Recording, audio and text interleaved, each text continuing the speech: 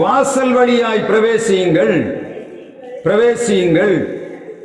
ஜனத்துக்கு வழியை செவ்வைப்படுத்துங்கள், பாதையை உயர்த்துங்கள், உயர்த்துங்கள். அதில் உள்ள கற்களை பொறுக்கி போடுங்கள், ஜனங்களுக்காக கொடியை ஏற்றுங்கள்.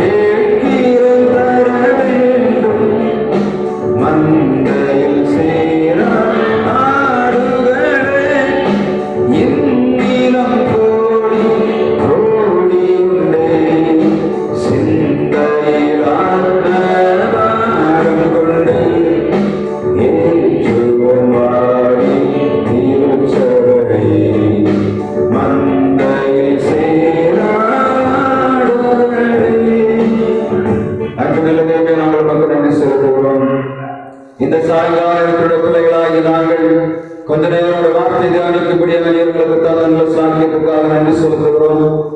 மந்தையில் சேராத ஏராளமான ஆடைகள் உண்டாண்டவரே, அவைகளை தேடி போகும்படியாக சொன்னீர்.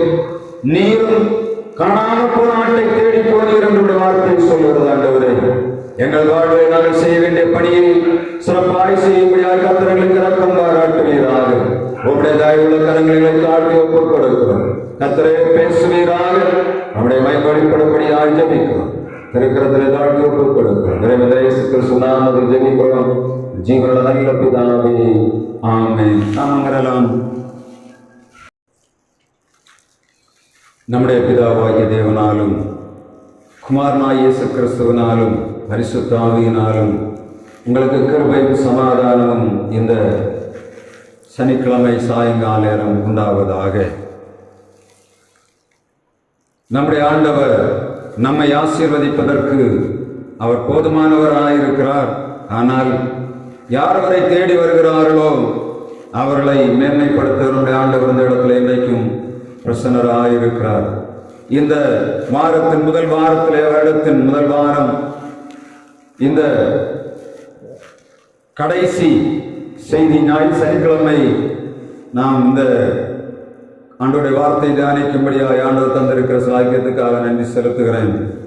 5 நாட்களிலும் நாம் இந்த வருஷத்திலே எவைகளை செய்ய வேண்டுமோ அதற்கு ஆயத்தப்பட வேண்டும் என்ற செய்தியை 5 நாட்களிலும் கொடுத்தேன்.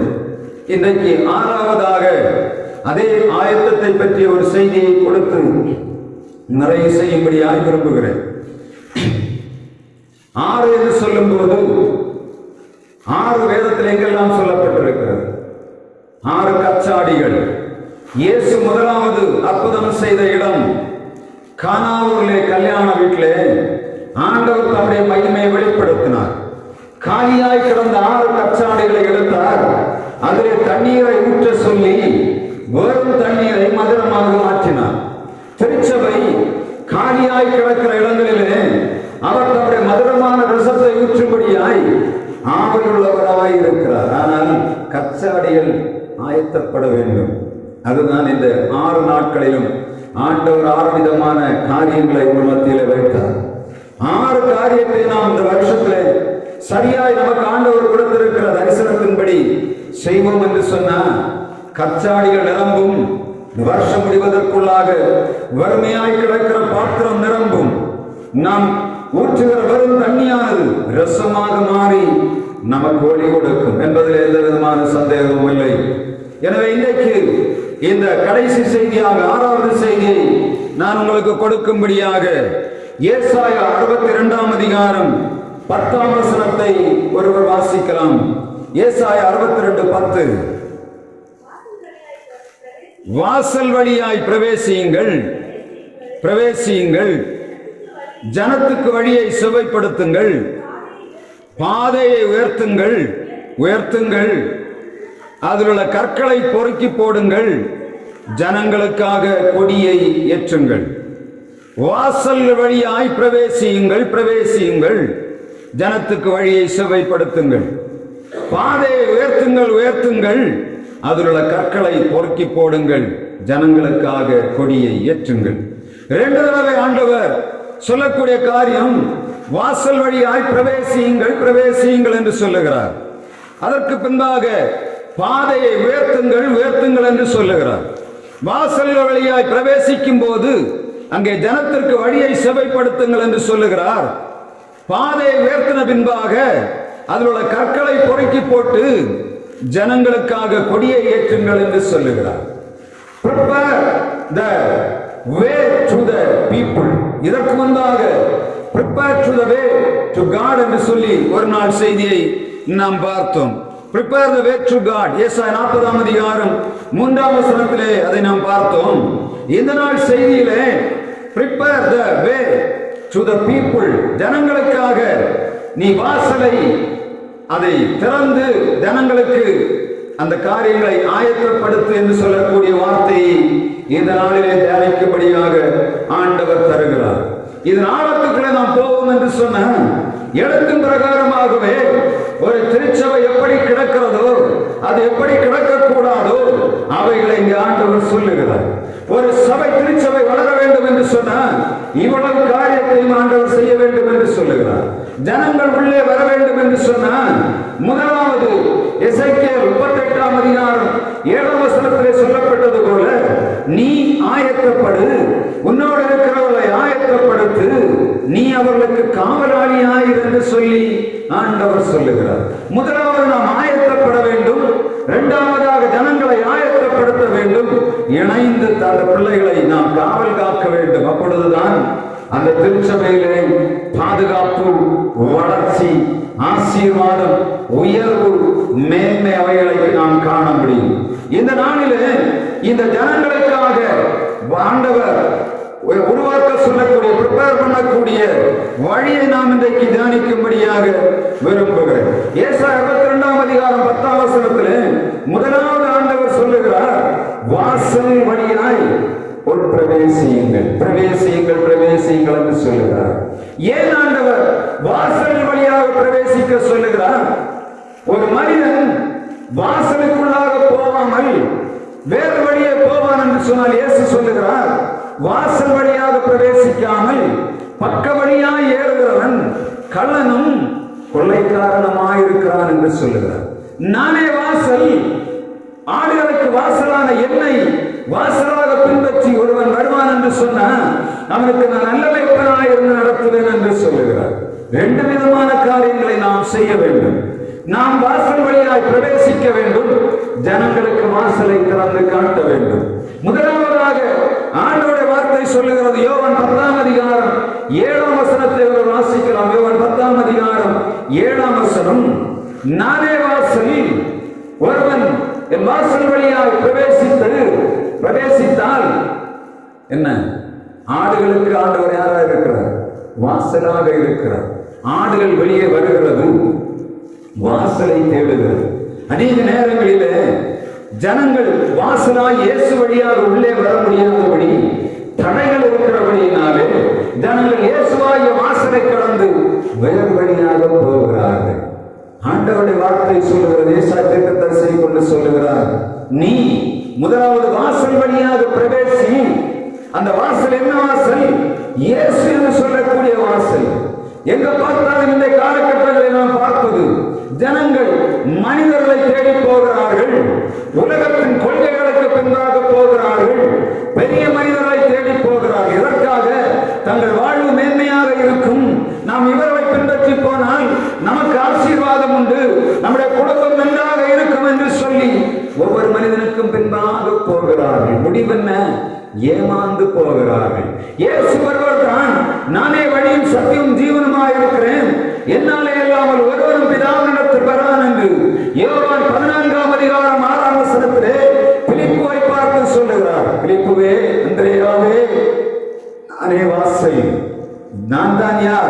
என்படியாய்த்தான் பிதாவிடத்திலே வர வேண்டும் என்று சொல்லுகிறார். இயேசு மிக தெளிவாக சொல்லுகிறார், யார் மனிதன் வாசல் வழியே பிரவேசிக்க வேண்டும், இயேசுவாகிய வாசல் வழியே பிரவேசிக்க வேண்டும். அந்த வாசல் என்ன வாசல்? ஆண்டவருடைய வார்த்தை சொல்லுகிறது, இதோ வாசல் படியில் தட்டுகிறேன், ஒருவனின் சத்தத்தை கேட்டு கதவை திறந்தால் நான் அவனுக்குள் பிரவேசித்து அவனோடு போஜனம் பண்ணுவேன், அவனும் என்னோடு போஜனம். முதலாவது ஆண்டவர் தட்டுகிறார் கதவுகளை, இதே கதவுகளை தட்டி கூப்பிடுகிறார், மகனே வா, என்னிடத்துல எல்லா ஆசீர்வாதமும் இருக்கிறது, உன்னை போஷிக்கக்கூடிய எல்லாவற்றையும் நான் வைத்திருக்கிறேன், நீயே உன் வாசலை விட்டு வேறு வேறு வாசலை தேடி போகிறாய் என்று ஆண்டவர் கேட்டார். அதனால் தான் ஆண்டவர் சொல்லுகிறார், இந்த ஏசாயா தீர்க்கதரிசனம் 62ஆம் அதிகாரம் தெரிய பார்த்தீங்கன்னா, ஏசாயா தீர்க்கதரிசனத்தின் 62ஆம் அதிகாரம் இஸ்ரவேல் ஜனங்கள் பாபிலோனின் அடிமைத்தனத்திலிருந்து விடுதலையாகி வந்த பின்பாக உரைக்கப்பட்ட தீர்க்கதரிசனம். இது எதற்காக கொடுக்கப்பட்டது? அந்த எருசலேம் கட்டப்பட வேண்டும், அது திரும்ப நிர்மாணிக்கப்பட வேண்டும், திரும்ப பெயரிடப்பட வேண்டும் என்று ஆண்டவர் விரும்பினார். எனவே தான் முதலாவது சொல்லுகிறார், நீங்கள் வாசல் வழியாய் பிரவேசியுங்கள், வாசலை ஜனங்களுக்கு திறந்து கொடுங்கள் என்று சொல்லுகிறார். நம்முடைய சுவிசேஷம் யாது? எது? இயேசுதான் வாசல். இதுதான் ஆண்டவர் நமக்கு தருகிறார் ஒரு மிகப்பெரிய கட்டளை. என் வாசல் வழியாக ஜனங்களை உள்ளே கொண்டு வர வேண்டும் என்று ஆண்டவர் விரும்புகிறார். வேறு எல்லா வாசல்களும் அது கடவுள் ஏறுகிற வாசல். ஆனால் இயேசு மட்டும்தான் அவர் வைத்து போன, அவர் திறந்து வைத்திருக்கிற வாசல் என்பது. அவர் எப்படி திறந்தார் வாசலை? புதிதும் ஜீவனுமான பாதையை திறந்தார். எப்படி திறந்தார்? தன்னுடைய சிலுவை மரணத்தினாலே, அவர் நமக்காக பாடுபட்டபடியினாலே, கல்வாரி குருசிலே ரத்தம் சிந்தினபடியினாலே, தேவாலயத்தின் திரைச்சீலை இரண்டாக பிளந்தது. எல்லா ஜனங்களும் உள்ளே வரும்படியான வாசலை ஆண்டவர் உருவாக்கி வைத்தார். நியாயப்பிரமாண காலத்திலே ஆசாரியர்களும் பிரதான ஆசாரியர்களும் மாத்திரம் போகக்கூடிய ஒரு மகா பரிசுத்த ஸ்தலத்துக்குள்ளே அற்பர்களும் நீசர்களும் தூசிகளும் ஒன்றுக்கு உதவாதவர்களுமாய் நாம் உள்ளே பிரவேசிப்பதற்காக ஆண்டவர் திறந்த வாசல் என்ன? தன்னுடைய விழாவையே திறக்கும்படியாக ஒப்புக் கொடுத்தார். கல்வாரி குருசிலே இயேசு பாவிகளுக்காக வாசலை திறந்து அனைவரும் உள்ளே வரும்படியாக திறந்து வைத்ததை நாம் பார்க்கிறோம். புதிதும் ஜீவனுமான பாதை இயேசுவின் மூலமாக திறக்கப்பட்ட அந்த வாசல் வழியாக ஜனங்கள் பிரவேசிக்க வேண்டும் என்று ஆண்டவர் விரும்புகிறார். முதலாவது செய்ய வேண்டிய வேலை என்ன? திருச்சபை வாசலுக்குள்ளே பிரவேசிக்க வேண்டும். அந்த திருச்சபை இந்த ஆடுகளுக்கு வாசலை திறந்து வைக்க வேண்டும். இயேசுதான் வழி என்று சொல்லக்கூடிய வார்த்தை வெளிப்பட வேண்டும். ஜனங்களை எப்படியாகிலும் அவருடைய வாசலுக்குள்ளே கொண்டு வருவது நமக்கு ஆண்டவர் தந்திருக்கிற பணி. இந்த வருடத்தை நாம் அதை செய்ய வேண்டும். நாம் மற்றவர்களுக்கு இடைஞ்சலாகாதபடி நம்மை தாழ்த்தி, ஆண்டவரே இந்த ஆலை வறுமையாய் கிடக்கக்கூடாது, ஆண்டவரே நீர் வாசல் வழியா என்று கூப்பிட்டுக் கொண்டிருக்கிறேன், உங்களுடைய பிள்ளைகள் வருவதற்கு நாங்கள் தடையாக கூடாது ஐயா என்று சொல்லி ஜனங்களுக்கு இயேசுவின் வாசலை, இயேசுவாகிய வாசலை திறந்து வைக்க வேண்டும். இரண்டாவதாக சொல்லுகிற அந்த வசனம் 62ஆம் அதிகாரம் 10ஆம் வசனம், ஜனத்துக்கு வழியை செவ்வாய்ப்படுத்துங்கள். வாசலுக்குள்ளே வந்தவுடனே முதலாவது ஆடு பார்க்கிறது என்ன? வாசலுக்குள்ளே ஏறுகிறது, வழி செவ்வையாக இருக்கிறதா இல்லையா என்று அது பார்க்கிறது. வழி செவ்வையாக இல்லாட்டா என்ன பண்ணும்? வந்தது போல திரும்ப போகும். அது வந்து பார்க்கும், ஆடு வந்து பார்க்கிறது, அதற்கு மேய்ச்சல் இருக்கிறதா இல்ல, அது மேய்ச்சல் இல்லாத இடமாக இருக்கும் என்று சொன்ன அந்த ஆடு அந்த மேய்ச்சலுக்குள்ளே வருவதில்லை. அது மேய்ச்சல் உள்ள நிலத்தை தேடி இந்த ஆடு உள்ளே வரும்போது வழி செவ்வையாக இருக்க வேண்டும் என்று சொல்லி ஆண்டவர் எதிர்பார்க்கிறார். மத்திய 8ஆம் அதிகாரம் 28ஆம் வசனத்திலே ஒரு காரியம் சொல்லப்படுகிறது. ஒரு வழி காணப்பட்ட, அந்த வழியிலே ஒருவரும் நடக்க முடியாதபடி ஒரு தடை காணப்பட்டது. மத்திய 8ஆம் அதிகாரம் 28ஆம் வசனத்தை ஒருவர் வாசிக்கலாம். மத்திய 8:28. அங்கே ஒரு வழி காணப்படுகிறது. அந்த வழியிலே ஒருவரும் நடக்கக்கூடாது. இருந்த காரணம் என்ன? இயேசு வருகிறார். கர்கசனேர தேசத்திலே 2 பிசாசு பிடித்தவர்கள் அவருக்கு எதிராக வந்து கொண்டிருக்கிறார்கள். வசனம் சொல்லுகிறது, அவர் மகா கொடியர்களாய் இருந்தார்கள். வருகிற வழியிலே போகிறவர் வருகிறவர் எல்லாரையும் அவர் காயப்படுத்துகிறவர் ஒருவனும் அந்த வழியிலே நடக்க முடியாதபடி கொடியராய் இருந்தார். கர்த்தருடைய வார்த்தை சொல்லுகிறது, வழியை செவ்வை பண்ணுங்கள். காரணம் என்ன? கொடியவர்கள் இருக்கிறபடியினாலே ஆடுகள் நன்றாக வாழ முடியாதபடி வழியானது தாறுமாறாக கிடக்கிறது, பயம் நிறைந்து கிடக்கிறது. ஜனங்கள் இந்த வழியிலே போனால் எங்களுக்கு ஏதாவது ஆகிவிடுமோ என்று பயப்படுகிறார்கள். எனவே ஆண்டவருடைய வார்த்தை சொல்லுகிறது, வழியை செவ்வை பண்ணுங்கள். எதற்காக? வாசல் வழியாக ஏறினாடு அது செவ்வையான பாதை இருக்கும் என்று சொன்னார். அடுத்த ஸ்டெப்புக்கு அது வரும். முதலாவதாக வாசல் வழியாக பிரவேசித்தாடு இந்த கொடியவர்களினாலே அது திரும்ப போய்விடாதபடி செவ்வைப்படுத்தப்பட வேண்டும் என்று ஆண்டவர் விரும்புகிறார். திருச்சபைக்குள்ளே, நம்முடைய பிராந்தியங்களுக்குள்ளே, நம்முடைய குடும்பத்துக்குள்ளே ஒரு கொடியவன் இருந்து விட்டான் என்று சொன்னான், அந்த வீட்டில் எப்படி இருக்காது? நிம்மதி இருக்காது. செவ்வையாய் ஆண்டவர் சொல்ற வழியை செவ்வை பண்ணுங்கள். வழிகள் எவைகள் என்பதை ஆண்டவர் கேட்கும்படியாய் இன்றைக்கு இந்த சாயங்காலத்திலே செய்தியை கொடுத்து கொண்டிருக்கிறோம். நாம் பிறர் உள்ளே வர முடியாதபடி கொடியர்களாய் கிடக்கிறோமா? உள்ளத்தை ஆராய்ந்து பார்க்கணும். என்னுடைய வார்த்தை, என்னுடைய செயல்கள், நான் இன்றைக்கு உட்கார்ந்ததைத்தான் யோசித்தேன். ஆண்டவரே, நான் நம்முடைய ஆலயத்துக்கு ஆத்துமாக்கள் வர முடியாதபடி தடையாய் கிடக்கிறேன். ஆண்டவரே, என்னை வரும் மூலம் நான் சீர்தூக்கி பார்க்கிறேன். ஆண்டவரில் தான் கேட்கிறேன், ஆண்டவரே, ஏன் ஆண்டவரே இந்த காரியங்கள் நடக்கிறது? உமக்கு பிரியமாக நான் நடக்கிறேனா இல்லையா? ஆடுகள் சிதறடிக்கப்படுவதற்கு நான் காரணமாய் மாறிவிடக் கூடாது என்று சொல்லி ஒவ்வொரு நாளும் கவனமாக ஆண்டோட பாதத்தில் காலையில் விழுந்து கிடந்து நான் ஆண்டவரிடத்தில் கேட்பது, ஆண்டவரே, நான் கால் வைத்திருக்கிற தேசம் ஆசீர்வதிக்கப்படணும், நான் கால் வைத்திருக்கிற திருச்சபை ஆசீர்வதிக்கப்படணும், எனக்கு தந்திருக்கிற ஆத்துமாக்கள் ஆசீர்வாதம் பெறணும், அந்த குடும்பம் செழிப்பை காணணும், சமாதானத்தை அனுபவிக்கணும். அதற்கு நான் தடையாய் மாறி போய்விடக் கூடாது என்று சொல்லி கொடியனாய் மாறிவிடக் கூடாது என்பதை ஆண்டவர்கள் எப்பொழுதும் கேட்பதுதான். இரண்டாவதாக வழி எப்படி அழைக்கப்பட்டு கிடக்கிறது? மார்க்கு 9ஆம் அதிகாரம் 33, 34ஆம் வசனத்திலே அங்கே இன்னொரு காரியம் சொல்லப்படுகிறது. இயேசு கேட்கிறார், நீங்கள் வழியிலே என்ன தர்க்கம் பண்ணி கொண்டு வந்தீர்கள் என்று கேட்கிறார். வழியில சீடர்கள் வருகிறார்கள். அவர்கள் என்ன தர்க்கம்? நீ பெரியவனா, நான் பெரியவனா? உண்மைதானே? இன்றைக்கும் இந்த காரியங்கள் திருச்சபையை தடை பண்ணி போடுகிறது. வசனம் மிக தெளிவாக சொல்ல வாசிக்கலாம். மார்க்கு 9ஆம் அதிகாரம் 33, 34 வசனங்களிலே வீட்டில் இருக்கும்போது அவர்களை நோக்கி, நீங்கள் வழியிலே எதை குறைத்து உங்களுக்குள்ளே தர்க்கம் பண்ணினீர்கள் என்று கேட்டார். அதற்கு அவர்கள் பேசாமல் இருந்தார்கள். ஏனெனில் தங்களுக்குள்ளே எவன் பெரியவன் வழியிலே தர்க்கம் பண்ணினார். வழியில பார்த்தீங்களா? தெருவில் போகும்போது என்ன பண்ணிட்டு போறாங்க? இயேசுவ சீஷர்கள் அப்படிதானே? வெளியே இருக்கவங்க என்ன பார்த்துட்டு இருக்காங்க? இவங்க ரோட்ல ஏதோ பேசிட்டு போறான்னு நினைக்கிறாங்க. ஆனா வழியில என்ன பண்ணிட்டு வராங்க? உனக்கு தெரியாதா? நீ பெரியவனா? ஒன்ன தெரியாதா? நீ அவனுக்கு குடும்பம் தானே? இதுதான் பேச்சு. எப்படி இந்த காரியம் அங்கே நடைபெறுகிறது? ஆண்டவர் கேட்கிறார், வழியில என்ன தர்க்கம் பண்ணி? நீ பெரியவனா, நான் பெரியவனா?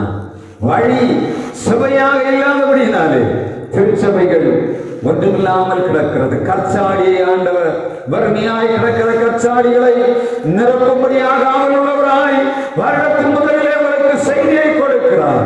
நாம் இந்த கற்சாடி, வறுமையாய் கிடக்கிற கற்சாடிக்குள்ளே தர்க்கம் பண்ணி கொண்டிருக்கிறோமா என்பதை ஆண்டவர் கேட்கிறார். எப்படி இருக்கணும்? வழியை செவ்வை பண்ண. நம்ம இது தெரிஞ்சு செய்கிறது இல்லை. நம்ம அநேகர் நினைக்கிறோம் இதெல்லாம் அவங்க செய்யறாங்க. இல்ல, பிசாசான ஆதி முதலாகவே மிக கவனமாக ஒன்று இல்லாட்ட என்ன பண்ணுவான்? நான் சொன்னேன், ஒரு சின்ன பிள்ளையை பயன்படுத்துவான். ஒரு சின்ன பிள்ளையை பயன்படுத்தி குழப்பத்தை உருவாக்கி விட்டுருவான். நன்றாக வளர வேண்டிய திருச்சபையானது அந்த ஒரு சின்ன காரியத்துக்காக உட்கார்ந்து எடுத்துக்கிட்டே இருக்கும். சாத்தா என்ன பண்ணிடுவான்? அங்கே ஒரு பெரிய கண்ணியை வைத்து ஜனங்களை இழுத்து படிச்சுட்டு இருப்பான், விடமாட்டான். அதுக்கு நம்ம வழி வைக்காதபடி திருச்சபை இந்த தர்க்கங்களை விட்டு மாற வேண்டும். அப்பொழுது இந்த வருடம் நிறைவான ஆசீர்வாதத்தை ஆண்டவர் தருவார். வழிக்குள்ளே வாசலிலே ஏறி வழியை செவ்வாய்ப்படுத்த வேண்டும். மூன்றாவது என்ன சொல்லப்பட வாசிக்க ஏசாயா 62:10 பாதையை உயர்த்துங்கள் உயர்த்துங்கள்.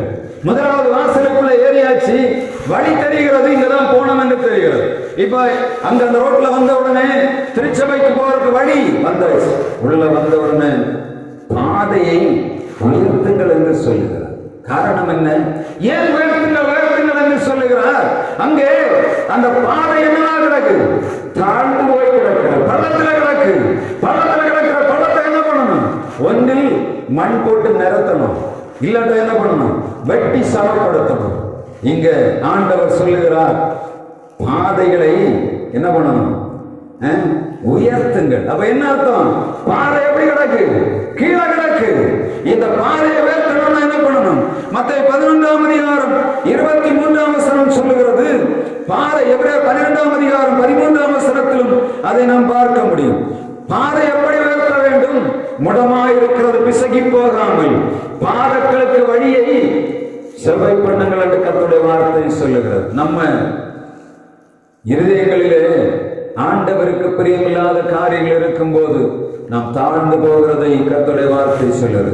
இயேசு அவரிடத்தில் சொல்லுகிறார், வானம் மட்டும் உயர்த்தப்பட்ட கப்பர்நகூமே, நீ பாதாளம் மட்டும் தாழ்த்தப்பட்டு போவாய். காரணம் என்ன? உன்னிலே செய்யப்பட்ட பலத்த செய்கைகள் சோதோமில் கொமோராவில் செய்யப்பட்டிருக்கும் என்று சொன்னார், அது மனம் திரும்பி இருக்கும் என்று சொல்லுகிறார். மத்தேயு 11:23 ஆண்டவர் சொல்லுகிறார், வானவரி என்று உயர்த்தப்பட்ட கப்பர்நகூமே, நீ தாழ்த்தப்பட்டு போவாய். காரணம் என்ன? உன்னிலே செய்யப்பட்ட பலத்த செய்கைகள் சோதோமிலும் கொமோராவிலும் செய்யப்பட்டிருந்தால் அவைகள் மனம் திரும்பி இருக்கும். சோதோம் கொமோரா எப்படி அழிக்கப்பட்டது லோத்துடைய காலத்திலே? அவர் சொல்லுகிறார், சோதோமின் அக்கிரமம் கூக்குரல் மிகவும் பெரிதாயிருக்கிறது. ஆதியாகமம் 19 சொல்லப்படுகிறது, சோதோமின் கூக்குரல் மிகவும் அதிகமாயிருந்தபடியினாலே அந்த சோதோமை அழிக்கும்படியாக தூதர்கள் வருகிறார்கள். ஆபிரகாமிடத்திலே வந்து சொல்லுகிறார்கள், நாங்கள் சோதோமை அழிக்கப் போகிறோம், சோதோமின் கூக்குரல் மிகவும் பெரிதாயிருக்கிறது. அது அந்த நேரத்தில் ஆண்டவர் வார்த்தை சொல்லுது, அதை பார்க்கும் பலத்த செயல் எங்க நடந்தது? கப்பர்நகூமிலே நடந்தது. இயேசுவின் காலத்திலே கப்பர்நகூமிலே ஆண்டவர் மிகப்பெரிய அதிசயங்களை செய்தார். ஜனங்கள் காணும்படியாக மிகப்பெரிய காரியங்களை ஆண்டவர் செய்தார். ஆனால் கப்பர்நகூம் மனம் திரும்பவில்லை. காரணம் என்ன? தாழ்ந்து கிடந்தது. ஈகோ அவளை மூடி போட்டிருந்தது. எந்த மனிதனுடைய இதயத்திலும் உயர்வான சிந்தனை இல்லை. எல்லாம் கீழே நோக்கி போகக்கூடிய சிந்தனையை வைத்திருந்தார். உயர்வான சிந்தனையை ஆண்டவர் சொன்னார். வானத்தை நோக்கி பாருங்கள் என்று சொன்னார். காரணத்தை கவனித்து பாருங்கள் என்று சொன்னார். ஆனால் மனிதன் என்ன பண்ணான்? எப்பொழுதும் மண்ணையே பார்த்து தாழ்வுக்குள்ளே கிடக்கிறவனாக இருந்தான். ஆண்டவர் சொல்லுகிறார், நீங்கள் தாழ்விலிருந்து உண்டானவர்கள், நான் யார்? உயர்விலிருந்து உண்டானவன். அப்படியானால் ஒரு மனுஷன் தன்னை உயர்த்த வேண்டும் என்று சொன்னார், பாலை உயர்த்த வேண்டும் என்று சொன்னார், உயர்த்துகிற ஆண்டவரை தூக்கி பிடிக்கணும், சுயத்தை தூக்கி பிடிக்க கூடாது. கப்பர்நகூமிலே அதிசயங்கள் செய்யப்பட்ட போதும் ஜனங்கள் திரும்பவில்லை. காரணம் என்ன? தனி மனிதனை உயர்த்தி பிடிக்கிறவர்களாக இருந்தார்கள். தேவனுடைய உன்னதமான உயர்த்துதலின் படியை அவர்கள் இழந்து போனார்கள். எனவே தான் ஆண்டவர் அந்த ஜனத்தின் மேல் கரிசனை இல்லாதபடி அவளை பார்த்து சொல்லுகிறார், தாழ்த்தப்பட்டு போய் கிடக்கிற கப்பர்நகூமே, நீ உயர்த்தப்படணும். அதேதான் யாக்கோபு நிரூபக்காரன் 1:10 சொல்லுகிறார், ஐஸ்வர்யவான் தான் உயர்த்தப்பட்டான், தாழ்த்தப்பட்டதை கொடுத்து மேன்மை பாராட்ட கடவன். ஐஸ்வர்யவான் தான் தாழ்த்தப்பட்டதை குறித்து மேன்மை பாராட்டணுமா? ஐஸ்வர்யவான் தரித்திருந்தான், ஐஸ்வர்யவானதை குறித்து மேன்மை பாராட்ட வேண்டும். ஐஸ்வர்யவான் தான் தாழ்த்தப்பட்டதை குறித்து ஆண்டவர் சொல்லுகிறார், அவன் மேன்மை பாராட்ட வேண்டும். காரணம் என்ன? ஐஸ்வர்யம் வரும்போது மனிதன் என்ன செய்கிறான்? மேட்டிமையாகி விடுகிறான். ஆனால் தரித்திரம் வரும்போதோ ஆண்டவரை தேடுகிறார். இங்கே ஆண்டவர் சொல்லுகிறார், அவருடைய ஆலயத்துக்குள்ளே வருகிறவர்கள் எல்லாரும் உயர்த்தப்பட வேண்டும். காரணம் என்ன? அவர் உயர்த்துகிற ஆண்டவர், அவர் ஆசீர்வதிக்கிற ஆண்டவர். கப்பர்நகூமிலே செய்யப்பட்ட எல்லா விஷயங்களையும் செய்யும்படியாய் ஆண்டவர் தம்முடைய ஆலயத்தில் வீற்றிருக்கிறார். ஆனால் எல்லா இடத்துக்கும் போகிற ஜனங்கள் அவருடைய உயர்வை மாத்திரம் பெறுவதற்கு அவர்கள் மனமில்லாமல் கிடக்கிறார்கள். கர்த்தருடைய வார்த்தை சொல்லுகிறது, வானவரி என்று உயர்த்தப்பட்ட கப்பர்நகூம் இன்றைக்கு அநேக கப்பநூகங்கள் தாழ்த்தப்பட்டு கிடக்கிறது. திரளான ஜனங்கள் வந்து கொண்டிருந்த திருச்சபைகளானது இன்றைக்கு வறுமையாய் கிடக்கிறது. காரணம் என்ன? வழியிலே அவர்கள் கண்ட காரியங்கள் அவர்களை பார்படுத்தி விட்டது.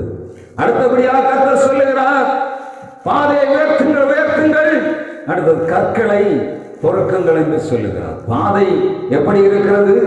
பள்ளமாக இருக்கிறது, கற்கள் நிறைந்ததாக இருக்கிறது. என்ன கல்? தடுக்குதலான கல். ஜனங்கள் அடுத்த அடிக்கு வர முடியாதபடி எப்படி கிடக்கிறது? பாதை முழுவதும் கற்களாகவும் பள்ளங்கள் நிறைந்ததாகவும் கிடக்கிறது. நம்முடைய எண்ணங்கள், நம்முடைய சிந்தனைகள், நம்முடைய மாம்சத்தின் கிரியைகள், கலாத்தியர் 5ஆம் அதிகாரத்திலே சொல்லப்பட்ட எல்லா காரியங்களும் விபச்சாரம், வேசித்தனம், அசுத்தம், காமவிகாரம், விக்கிரகாராதனை, பில்லிசூனியங்கள், பகைகள், விரோதங்கள், சண்டைகள், மார்க்க வேதங்களாகிய கற்கள் இந்த பாதையிலே கிடக்கிறபடியினாலே ஆண்டவர் மகிமைப்படவும் முடியவில்லை, அவருடைய ராஜ்யம் உயர்த்தப்படவும் முடியவில்லை. திருச்சபையே, இந்த கற்கள் இந்த பள்ளத்திலே கிடக்கிறதா? நம்முடைய பாதையிலே இந்த கற்கள் கிடக்கும் என்று சொன்னார். அவைகளை பொறுக்கும்படியாக ஆண்டவர் சித்தம் உள்ளவராயிருக்கிறார். இதை கொண்டு பொறுக்க வேண்டும். ஆவியின் கனியோ அன்பு, சந்தோஷம், சமாதானம், நீடிய பொறுமை, தயவு, நற்குணம், விசுவாசம், சாந்தம், இச்சையடக்கம் என்று சொல்லக்கூடிய கலாத்தியர் 5ஆம் அதிகாரத்திலே சொல்லப்பட்ட ஆவியின் கனிகளை கொண்டு இந்த பள்ளத்தை நாம் நிரப்புவோம் என்று சொன்னார். கற்களை பொறுப்போம் என்று சொன்னார். கர்த்தருடைய ஆசீர்வாதம் நிறைவாய். ஒரு கடைசியாக இந்த வசனத்திலே சொல்லப்பட வாசிக்கிறான், ஜனத்திற்காக கொடியேற்றங்கள் என்று சொல்ல, ஜனங்களுக்காக கொடியேற்றங்கள். ஆங்கிலத்தில் இந்த வார்த்தை சொல்லுகிறது, lift up a standard for the people. ஜனங்களுக்காக ஒரு உன்னதமான கொடியை ஏற்றுங்கள். கொடி எங்கே ஏற்றப்படும்? ஜெயமெடுத்த இடத்திலே கொடி ஏற்றப்படும். அப்படிதானே? தோல்வி உள்ள இடத்திலே கொடி ஏற்ற முடியுமா? கொடி எங்கே ஏற்றப்படும்? ஜெயித்தவர்கள் மனிதர்கள் வந்து கொடியேற்றுவார்கள். இங்கே வாசலுக்குள்ளே வந்து வழியை செவ்வாய் பண்ணி பாதைகளிலே பள்ளத்தை நிரப்பி கற்களை பொறுக்கிவிட்டு ஜனங்களை பார்த்து அவர்களுக்கு உன்னதமான கொடியை ஏற்ற வேண்டும். என்ன கொடி? நேசம் என்னும் கொடி, இயேசுவின் கொடி. அது உயர்த்தக்கூடிய கொடி. அவளை மேன்மைப்படுத்த வேண்டும். எல்லா இடங்களிலும் அவருடைய பிள்ளைகளை நாம் மேன்மைப்படுத்துவதற்காக ஆண்டவர் சித்தமுள்ளவராயிருக்கிறார். அது ஏசாயா 49ஆம் அதிகாரம் முழுவதும் சொல்லப்படுகிறது. முழுவதும் நீங்க பாத்தீங்கன்னா தெரியும். 49ஆம் அதிகாரம் 22ஆம் வசனம் சொல்லுகிறது, கொடியை ஏற்றும் போது உன் குமாரர் உன் கொடுங்கைகளிலே கொண்டு வரப்படுவார்கள், ஒரு குமாரத்தியானவள் தோள்களிலே சுமந்து கொண்டு வரப்படுவாள். 49ஆம் அதிகாரம் முழுவதும் ஆண்டவர் சொல்லுகிறார், ஜனங்களை உயர்த்துங்கள், அவர்களுக்கு அவளோட பட்சமாய் பேசுங்கள், அவர்களுக்கு நன்மை செய்யுங்கள். அப்பொழுது என்ன ஆகும்? கர்த்தருடைய மகிமை வெளிப்படும் போது குமாரர்களை கொடுங்கையிலே கொண்டு வருவார்கள், ஆசீர்வாதத்துக்காக கொண்டு வருவார்கள், குமாரத்திகளை கொண்டு வருவார்கள், எங்களை ஆசீர்வதிங்கள் என்று சொல்லுவார்கள். ஆண்டவர் 26ஆம் வருடத்திலே நம்மிடத்தில் எதிர்பார்ப்பது prepare way to the people. ஜனங்களுக்காக வாசலை திறக்க வேண்டும், ஒழுங்கு பண்ண வேண்டும் என்று ஆண்டவர் சொல்லுகிறார். இதில் நாம் குறைவாய் கிடக்கிறோம், நிறைவாகும்படியாய் நம்மை ஒப்புக் கொடுக்க வேண்டும். 6 நாட்களும் 6 செய்தி, 6 கச்சாடிகளிலே 6 விதைகளை போட்டிருக்கிறேன். இந்த 6ஐயும் நாம் நிரப்ப வேண்டும். வெறும் பானை, வெறும் கச்சாடி அது ஆசீர்வாதமாக மாறாது. மணவாளுடைய தேவையை பூர்த்தி செய்யும்படியாக நல்ல ரசமாக வேண்டும். இந்த வருடம் முழுவதும் இந்த இடைநாட் கூட்டங்கள் ஆண்டவர் நமக்கு தருகிற ஒரு ஆராதனை நீங்கள் விட்டுவிடாதபடி வருவீர்கள் என்று சொன்ன கண்டிப்பாக ஆண்டவர் உங்களை நிரப்புவார். நம் மூலமாய் இந்த தேசத்திற்கு வழி திறக்கப்படும். அநேக இடத்திலே வருவார்கள், அவரை ஆராதிப்பார்கள், தொழுது கொள்ளுவார்கள். எனவே நாமும் கருவியாய் மாறுவோம். Prepare the way to the people. வாசஸ்தலத்தை உருவாக்க வேண்டும், ஓய்வு நாளுக்கு ஆயத்தமாக வேண்டும், ஆண்டவருக்காக நாம் வழியை ஆயத்தப்படுத்த வேண்டும், நல்ல போராட்டம் போராட வேண்டும். நேற்றைக்கு கொடுக்கப்பட்ட செய்தி என்ன? நேற்றைக்கு கொடுக்கப்பட்ட செய்தி prepare to the chariot, prepare the chariot. நாம் பிறருக்காக ஆகாபை பார்த்து ஏன் சொல்லுகிறார்? நீ ரதத்தை ஆயத்தம் பண்ணிப்போ, எழுப்புதலின் நேரம் வந்துவிட்டது. உள்ளங்கையால் மேகம் வெளிப்பட்டிருக்கிறது. அது பெருமழையாய் பொழிய வேண்டும் என்று ஆண்டவர் விரும்புகிறார். இந்த நாளிலே கடைசி செய்தியாக ஆண்டவர் கொடுத்த செய்தி, prepare to the way to the people. ஜனங்களுக்காக நம் வழிகளை ஆயத்தம் பண்ண. எங்கெல்லாம் நம்ம முள்ள எடுத்து வைத்திருக்கிறோம்னு பாருங்க. எந்த இடத்துல கல்லை போட்டிருக்கிறோம் என்று பாருங்க. ஆடுகள் வாசலுக்குள்ளே வராதபடி எவைகள் தடையாய் கிடக்கிறதோ அவைகளை நாம் மாற்றி ஆண்டவருடைய சமூகத்தில் நம்மை தாழ்த்தி ஒப்புக் கொடுத்து ஒவ்வொரு நாளும் ஜெபிக்கணும். ஆண்டவரே, என் மூலமாய் இந்த ஆலயம் வறுமையாய்விடக்கூடாது, நான் அதற்கு காரணமாய் மாறிவிடக்கூடாது. நீருடைய சேரத்தினாலே உருவாக்கப்பட்ட திருச்சபை அநேக ஊழியர்களை கொண்டு ரத்தம் சிந்தனது, தன்னுடைய பிள்ளைகள் மூலமாக கொடுக்கப்பட்ட எல்லா ரத்தமும் விருதாவாய் போய்விடக்கூடாது. இந்த வருஷத்திலே நிறைவை காண வேண்டும். அதுதான் ஆண்டவர் உங்களை கொண்டு அடியன் மூலமாக கொடுக்கக்கூடிய செய்தி. நாம் இதை தியானிக்க வேண்டும்.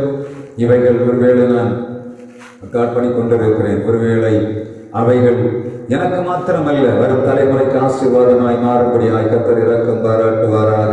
நான் கொடுக்கிற செய்தி அநேக நேரங்களிலே நானே போட்டு கேட்பேன் என்று சொன்ன மிகுந்த ஜபத்தோடு ஒவ்வொரு செய்திகளையும் நான் கொடுக்கும்போது அன்றைக்கு இல்லாவிட்டாலும் நான் கொடுத்து விட்டு போய்விடுவேன். நான் கொடுத்த செய்தி என்று நானே மறந்து போவேன். அநேக நேரங்களிலே அவைகளை என்னை உயிர்ப்பித்து நான் கொடுத்த செய்தி அநேகம் என்னை வழி நடத்துகிறதை நான் பார்க்க முடியும். நான் கொடுக்கிற வசனமே எனக்கு ஆசீர்வாதத்தை கொடுக்கிறபடியினால் இவைகளை செய்து வருகிறேன்.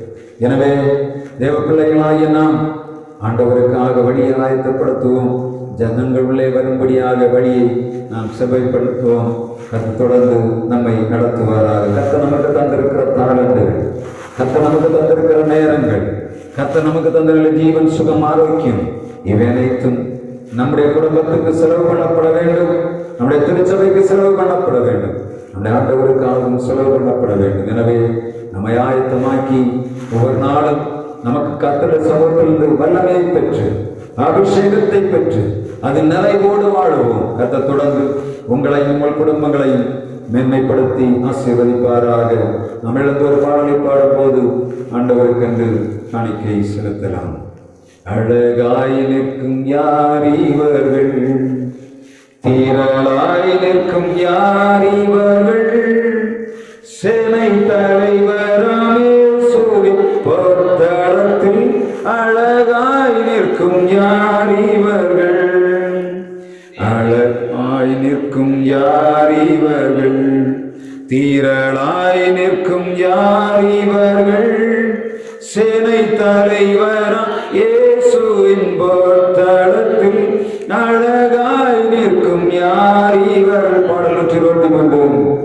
எல்லா ஜாதியார், எல்லா கோத்திரம், எல்லா மொழியும் பேசும் மக்களாம் சிலுவையின் கீழ் இயேசு இரத்தத்தால் சீர்போராட்டம் செய்து முடித்தார். அழகாய் நிற்கும் யார் இவர்கள், திரளாய் நிற்கும் யார் இவர்கள், சேனை தலைவராம் இயேசுவின் பொறுத்தளத்தில் அழகாய் நிற்கும் யார் இவர்கள்.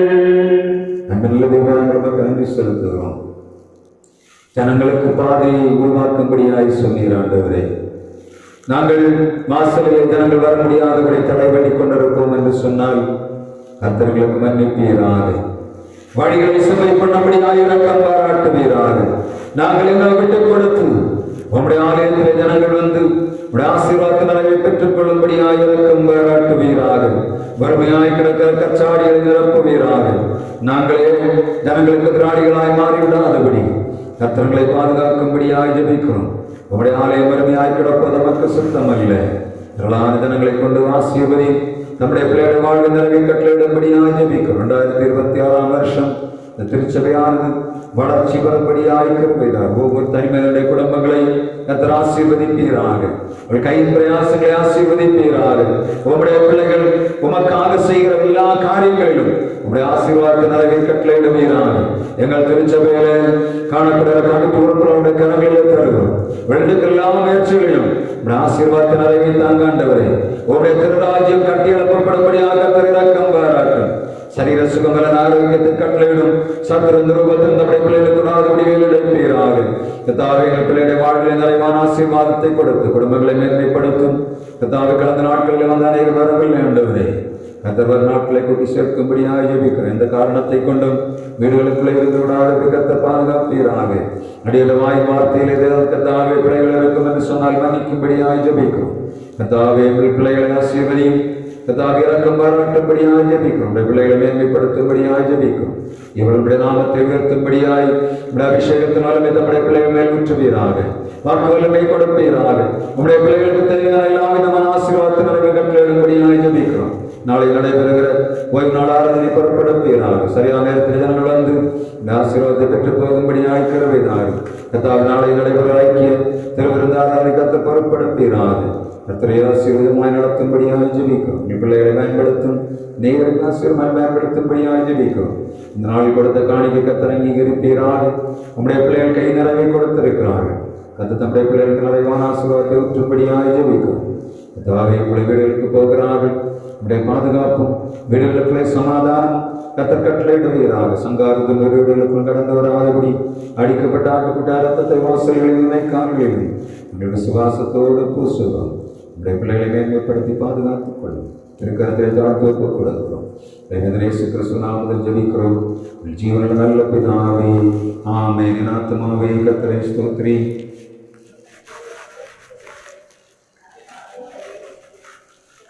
சகல உபகாரங்களை மறவாதே. ஆமென். தேவன் தந்தையுக்காக எந்தெந்தையும் ஸ்தோத்திரம்.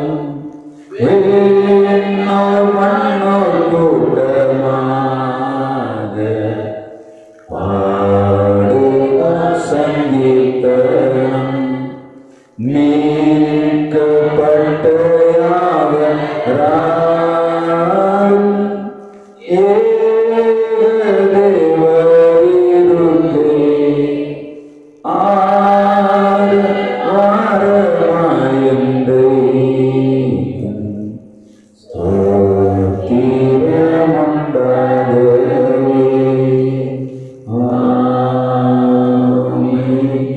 ஆசீர்வாதம் நம்முடைய பிதாவாகிய கடவுளுடைய அன்பும் குமாரனாகிய இயேசு கிறிஸ்துவின் கிருபையும் தூயாவியானுடைய இல்லாத பிரசன்னமும் நம் அனைவரோடும் தேசத்தோடும் நாளிலே செய்தியை கேட்டுக்கொண்டவர்களோடும் நிறைவாய் தங்கியிருப்பதாக. ஆமென். ஆமென்.